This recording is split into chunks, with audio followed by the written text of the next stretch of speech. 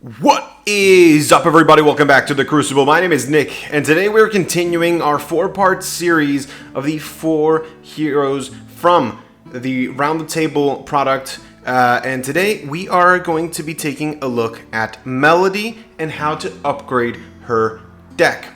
The ground rules for this series is that the deck's core strategy must remain the same. We just want to up the power level without altering what the deck is trying to do. So for Melody herself, that still means that she wants to be singing songs, making friends, before making that final act that, is going to leave everybody speechless around the table.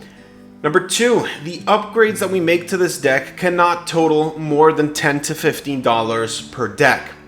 And the final rule is that the decks must also include a sideboard to give them a fighting chance against more varied strategies around the table against your opponents that could be playing heroes other than the ones that come with the Round the Table product.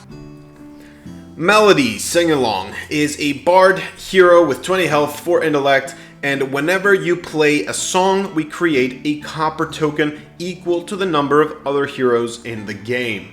So against the average UPF game, you're going to have 3 other opponents.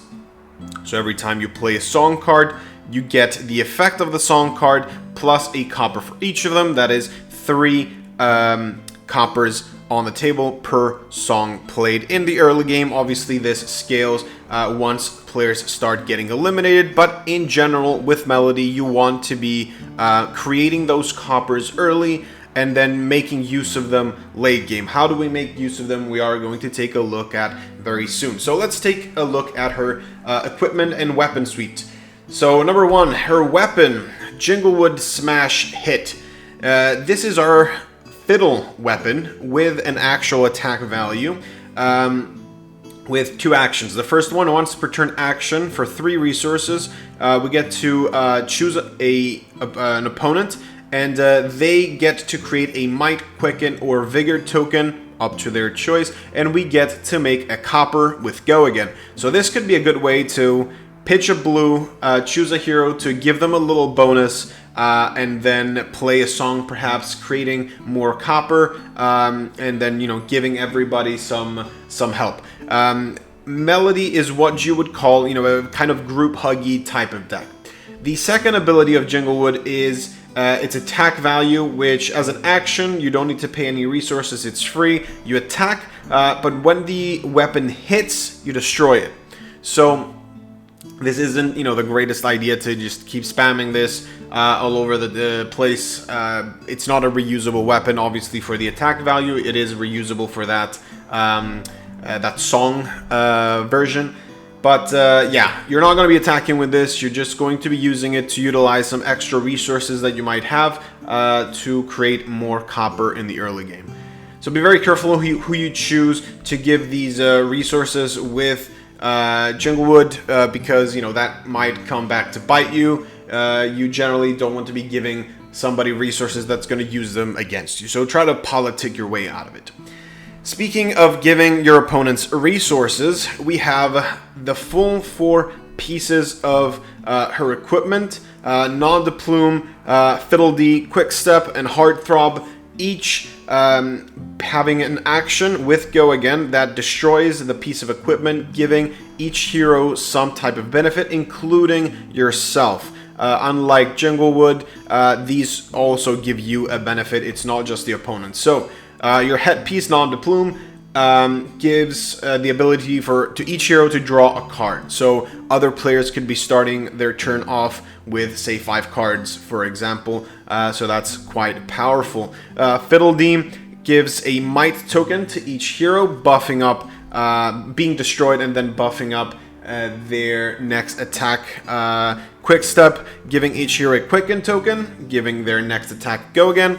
And then Heartthrob, giving each hero a Vigor token, which is destroyed at the beginning of their turn, giving them a resource. So all of these are some great tools to politic your way with the other players. We're not going to be changing any of these I am not sure I am a great fan of the weapon because it might be spammable, but it doesn't give you much of a benefit as far as closing games. So Melody really is all in on that final act combo that we're going to take a look at soon. So that's your equipment suite. We're not changing anything. So yeah, let's move right on.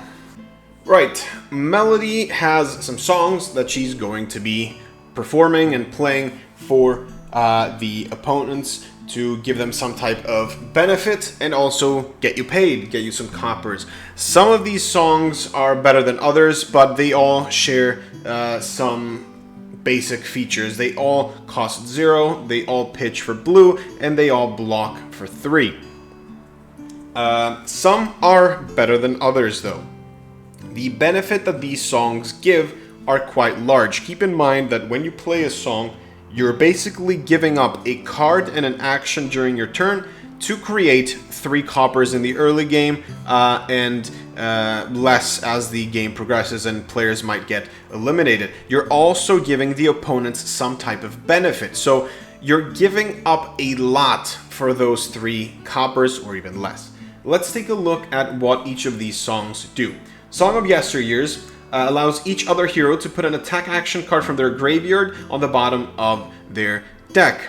So this is not an overly strong ability, so I would classify this as a pretty good song. Second one, Song of Jack Be Quick. We create a Quicken token under each other hero's control. Also quite powerful, but again, depending on the composition of the opponents, not overly impressive. This is also pretty decent. Song of the Wandering Mind allows each hero to draw a card. This is probably the worst song. And when I'm saying worse, I mean for us. We don't want to be giving players that many resources with which they can punish us with. So, especially, and also, we don't want to be giving them so many resources very early, because that could allow them to eliminate other players much faster than we would have liked, lessening the impact of our hero ability, creating coppers equal to the opponents. We want our opponents to deal with other players, but we don't want to have that happen too fast. So Song of the Wandering Mind, I think, is probably the worst of our songs, but it's still a blue that blocks 3, it's fine. Song of the Rose and Matador gives a Vigor token to each other hero, which is kind of fine. It's not the end of the world. It's a resource at the beginning of their turn. It could be quite good. It might allow certain heroes to play pitchless and utilize an extra card, but overall, it's a middle of the pack, decent song. Song of the Shining Knight creates a Might token for each other hero, which again I think is one of the lower power level, I guess you could say higher for us, lower for the opponent, which is what we want our songs to be doing, because a +1 on 1 attack is not that big of a buff most of the time. So I think good song right here. And then finally, Song of Sweet Nectar, giving each other hero a single life. That is absolutely acceptable. In my opinion, the best of these songs are Song of Yesteryears and Song of Sweet Nectar, with Song of Shining Knight coming in third, the Rose and Matador fourth, the Jack Be Quick fifth, and then very, very, very much in the back, the Wandering Mind. We're not cutting any of these because we don't really have much better choices. Bard is a class that hasn't really had any support before this set, so yeah, we're keeping everything, no changes here. Further exemplifying Melody's sort of setup playstyle, she's running a bunch of potions. We have Time Snap Energy, Potion of Strength, Healing Potion, and a couple of Crazy Brews. These don't have Gogan once you play them, but they can be used later on in the game to give you some type of benefit. And that is really shown through how Melody is supposed to win with that final act we're going to take a look at very soon. So Time Snap gives us 2 action points, effectively allowing us to play multiple of those final acts in the same turn. It is kind of a Quicken token, basically, in a potion. So that is what that is doing. Energy Potion gives us 2 resources once we destroy it at instant speed, and this allows for even bigger turns during our combo turns. Potion of Strength buffs up our next attack by 2. And again, this could be helpful for creating an even bigger final act. Healing Potion, we destroy this to gain 2 life. This is mostly for our longevity and is probably the least synergistic of the potions. And then the couple of Crazy Brews that allow us to roll a 6-sided dice, and if we roll a 1 or a 2, we lose 2 life, but we get our action point back. 3 to 4, we gain 2 life and get that action point back. 5 to 6, we gain 2 resources, 2 action points, and our next attack gains 2. It is effectively all 3 of these potions right here combined if we get that 5 or 6. But most of the time, we're not going to be using Crazy Brew for its effect. We are going to be using it for something else entirely. It is an attack that we're going to be taking a look at in a little bit. So what are we cutting from these? These obviously can all be great. Healing Potion is, as I've said, the least synergistic one of the bunch, and we can achieve what Time Snap Potion is trying to do by better means. So we're going to be cutting both of these cards because, as you have already noticed, these also don't block. So if we're going to be running cards that don't block, we really want them to be cards that we want to use. So for our setup stuff, we're adding an additional energy potion because resources is effectively how our combo works. We're keeping that 1 potion of strength, we're keeping the couple of Crazy Brews, and we're adding something that might seem a little weird. We're adding a single Amulet of Ablation. What is this card? Probably you don't know because it's come out and nobody knows what it does. So first of all, it has go again, so it doesn't doesn't finish your turn. It is a blue, so it can facilitate these pitches in the early game. And as an instant speed, we can destroy it, and until end of turn, target attack action card gains. If this would be put into a graveyard, instead put it on the bottom of its owner's deck. Activate this ability only if a card has entered a graveyard this turn. What does this do in this deck? We're going to come back to it, okay? Keep this card in mind. We're going to come back to it once we explain how the combo for Melody works. So, for setup, we also run a couple of more cards. We're running 2 High Striker Reds. These give us an incredible amount of copper very quickly. So, if we manage to politic our way into an opponent taking a hit, or in a set up wide turn that we're going to see how we can do very soon, we can get this to pop off, and creating more copper is very beneficial for us. So we have these in the deck. It allows for some really fast setup turns, and yeah. So High Striker is in the deck. Sadly does not block for more than 2, so you typically want to get this to connect, but most of the time we're going to be getting this through from those politics with the other players. We need to have somebody more or less let us tag them, because it's not very easy to be to have somebody be like, yeah, sure, just have 6 copper for free. But yeah, these are our setup cards. Let's take a look at our attacks for the deck. The deck comes with a couple of Coax, a Commotion, and a couple of life for the life of the party. Coax a Commotion is a 0 attack for 4 blocks for 2, and when it hits, we get to choose any number of the below. Each hero creates a Quicken token, each hero draws a card, and each hero gains a life. Again, this could be a good politicking card. Just, you know, please let me hit you. It's just fine. I'm gonna give everybody a benefit.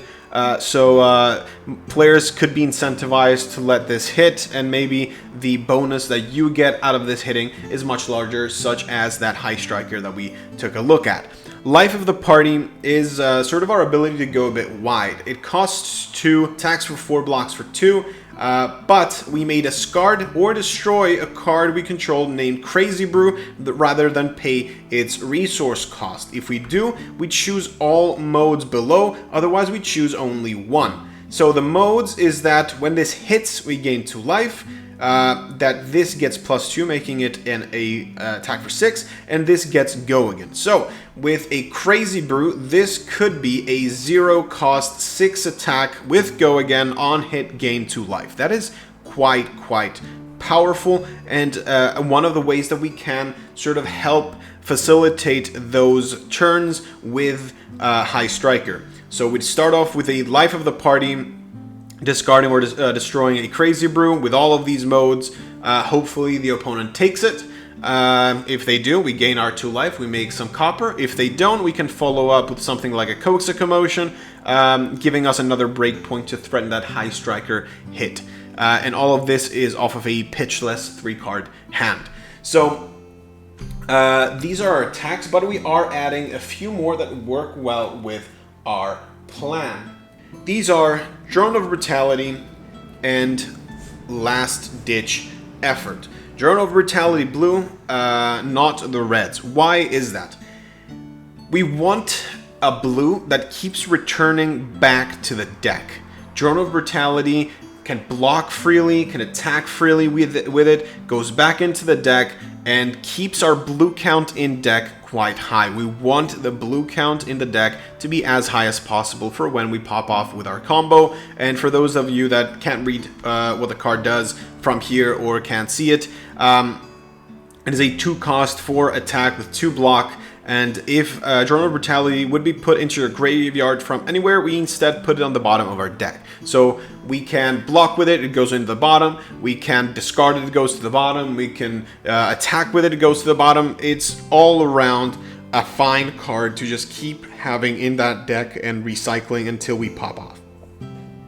Finally, Last Ditch Effort is a 3 cost attack for 4, 3 block, and when you play Last Ditch Effort, if we have no cards in deck, this gets +4 and Go Again. This is again a great card to be pitching, and a great card for that late game combo pop-off turn that we're going to take a look at very soon. So these are going to be the attacks that we're running in the deck. So what else does the deck come with? It comes with some defensive options. We have Sigil of Solace red, pretty all-round good card, instant that gains us 3 life, allows us to stick around in the fight for longer, and gets a red card out of the deck, because as we've said, we want to be keeping that threat density of blues for that final combo turn. Then next we have a couple of new Bard class cards. We have Crowd Control in red, yellow, and blue that are block cards. These can only be defended with. You can pitch them and defend with them. You cannot play them in any other sense of the word. And they also cannot be played at instant speed during the reaction step, because these are only block cards you can only defend. So what do these do? Blue blocks for 2, yellow for 3, red for 4, so that is kind of an above rate block, with the added ability that when it defends we can pay 3, and if we do, it gets +1 for each opposing hero. So this could be a 2 card block for 5 in the early game as a blue, so that's kind of okay, not incredible, not terrible. The yellow for 6, and obviously the red for 7, which is kind of insane. Or not insane, but on rate, I should say, while also keeping another blue in the deck. So these are kind of fine, but overall I think these are quite underwhelming. So we are cutting the yellows and the blues. The reds are quite good defensively. They can help against the go tall decks and stuff like that. So we're keeping the reds. For interludes, this story is kind of the same. Interlude is an instant that costs 0, and we get to choose a hero. The next time they would be dealt damage this turn, we prevent 1 of that damage for the blue, 2 for yellow, 3 for red, and we get to... And if we prevent damage to another hero this way, we create a copper. So this means that we can use this defensively on ourselves to prevent some damage, but we do not get to create the copper if that's the case. If we use it on another player, we also get to make a copper, so there is some more ways to make copper defensively in this deck. Again, the blues, the yellows are quite low value. You're not going to get the most bang of your out of your buck, so we're cutting those options as well. And another reason for cutting the yellows is that we generally don't want to be running too many yellows in the deck. Now, we are not adding any more defensive options to the main deck. Instead, we have the combo and some extra cards that help facilitate it. So let's take a look at that. The combo in the deck is quite simple. We have spent most of the time in the game creating a bunch of copper. What is copper? It is a token with the ability to pay 4 resources to destroy a copper and then draw a card with Go Again. Why do we care? What are we doing with this? Let's take a look at Final Act. Final Act is a 1-cost attack for 1 that blocks for 3, but generally we do not want to be blocking with this. And then when it attacks, we get plus X attack, where X is twice the number of cards in all pitch zones. All pitch zones. Usually this will not come into play. This most of the time we'll care about our own pitch zone only. If we get some type of buff from another player's pitch zone, that's fine, but generally we want to be able to facilitate this on our own. So how do we do it? We make a bunch of copper, we pitch a bunch of blues, draw a bunch of cards, keep pitching, and basically just draw as much of our deck as we can, putting as many cards in our pitch zone as possible, and then boom, Final Act for a lot of damage. If we have 5 cards in our pitch zone, this is an attack for 11, etc, etc. So this is our big finisher. Encore returns a Bard attack action card from our graveyard to our hand. Final Act is the only Bard attack action card that currently exists. That is legal. And Go Again. So it also costs 1 and is a yellow, blocks for 2. So even if we have these in the graveyard, we can use our Encores to get them back and play them. So what do we want to do to facilitate that pop-off turn? We want Quicken. We want a way to play a Final Act and following up with a second one, and possibly even getting something back with an Encore or something like that and playing it again. We have the boot equipment that makes Quicken tokens whenever we want. The good thing is that we can just destroy them on the turn that we plan to pop off. We also have added things like a blue Razor Reflex. This works quite well with the Final Act. It also works pretty well with those Coax of Commotions, getting them past that threshold, giving them Go Again, and then using more stuff. And we are running the blue because we do care about the pitch in this instance. Now, we have talked before about that weird amulet. Why are we running Amulet of Ablation? As we've said, we get to destroy it, and until end of turn, a target attack action card gains if it will be put into the graveyard instead of put in the bottom of its owner's deck. Only if a card has entered the graveyard this turn. So, what's the plan? This could be in play, or we could even be pitching it to make coppers, but if it is in play, we can destroy it once a big Final Act hits. This goes back to the bottom of the deck. We continue pitching to more coppers until we draw it again and play it again. So this effectively works as kind of an additional Encore in the deck, but it is an Encore that we don't have to draw. It can be in play in the early game. We don't have to save it in our pitch stack. We don't have to keep yellows in our deck, stuff like that. And it allows us to play multiple of these Final Acts in a single turn. If we can set up something like we have a Quicken token from a previous turn with a Coax of Commotion, we get to pitch a bunch, make a big Final Act, then possibly get it back with something like an Encore, or we have a second Final Act in hand. activate our leg pieces, make another quicken token, attack again with a final act, use something like an Amulet of Ablation or an Encore to put it back on the bottom, keep pitching until we draw it, or perhaps it's the late game so our deck isn't that big, so it just goes as the top card of our deck because we have run out of cards, we drew everything. Yeah, that is how we end up finishing out the game. Big attacks with final acts by pitching a whole bunch into our coppers. And the final card that we're adding to sort of help with that is a single cash in that either works with coppers, but generally we would not want to destroy 4 coppers to play it. Sometimes it could come up that destroying them is valid, but a lot of the times this could also help buff up that final act, because this costs 4, that's 2 cards out of your hand minimum to pitch to this, but draws 2, so that adds effectively +4. Playing this in the turn that you're planning to final act is effectively a +4 by itself on the final act without needing to destroy coppers that we could be running a bit low on. So that is why we're running that single cash-in. That is our main deck. So yeah, let's take a look at our sideboard.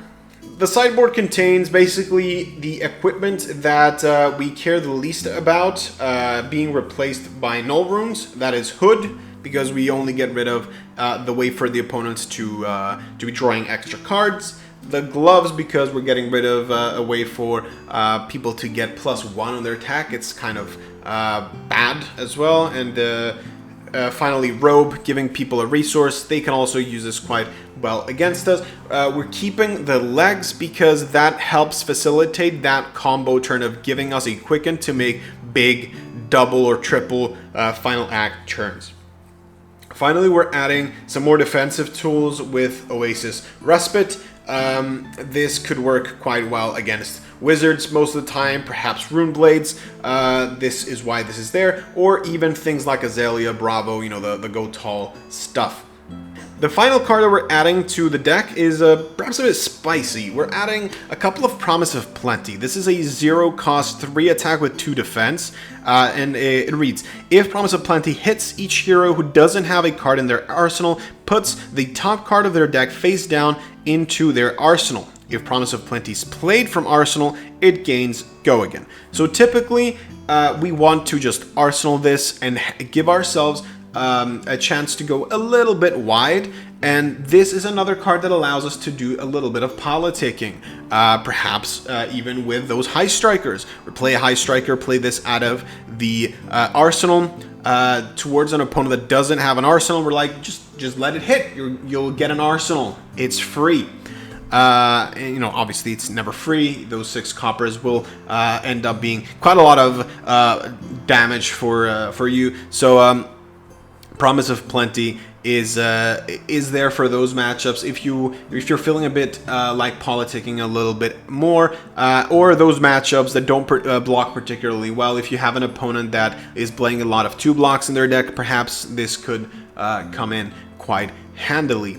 So yeah, that's our sideboard, and yeah, the general plan, as we've said, keep a bunch of blues in your deck, get rid of the reds as the game progresses, make a bunch of coppers, and big final act once, twice, maybe 3 times to finish out the game. And yeah, so thank you guys for watching. I hope you're enjoying this series. It's been a ton of fun working on these decks with, you know, those little constraints. We have one more. We have the Professor's deck coming out very soon. I hope you guys have liked the video. If so, leave it a like.